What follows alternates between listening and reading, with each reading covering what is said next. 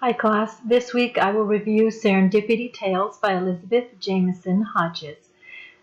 This book was published in 1966 and this is my personal copy that was purchased by my mother in about 1970.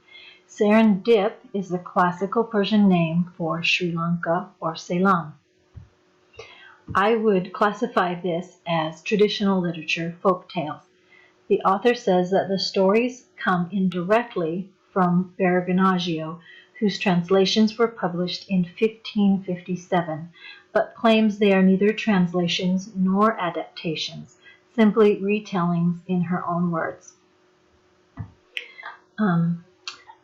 This book is a collection of 7 stories or tales set in India, Persia, Arabia, Babylon, and China. They're filled with kings and queens, princes and princesses, magicians, and unusual creatures. This illustration is from The Dutiful Daughter, set in China. As you can hopefully see, the illustration is in a style that's reminiscent of ancient Chinese artwork. The author has written a pantheon for each of the stories in an old style. If you look carefully, you can see that the second and the fourth line in the first stanza are repeated as the first and third lines in the second stanza. And then that happens again for the third stanza. But in the third stanza, they take the additional first and third lines.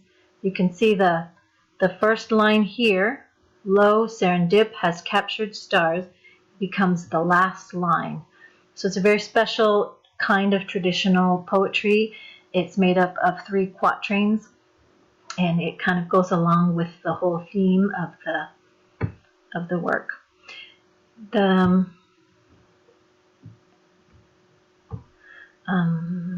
So she introduces all the stories in this way. She says, silence fell in the great hall of the palace at Anuradhapura.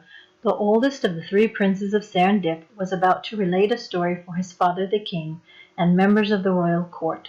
The monarch, who ruled an isle like a jewel of surprise and enchantment, had once sent his sons forth to travel in the great world that they might grow in virtue and wisdom. By happy chance, and not a little sagacity, they met with fortunate adventures, heard marvelous tales, and gained extraordinary friends. One of these was the Emperor Bahram of Persia, with whom in 7 palaces the brothers had listened to 7 stories. Now at home, before marriages would separate them, and while time slipped away, like shadows melting into the night, the 3 princes would tell those 7 tales in Serendip. And then the 7 separate stories follow. That was to tie them together. So this book would be probably for ages 8 and up. The exotic settings and magical characters will spark children's imaginations. I loved this book as a child, and my children loved having it read to them.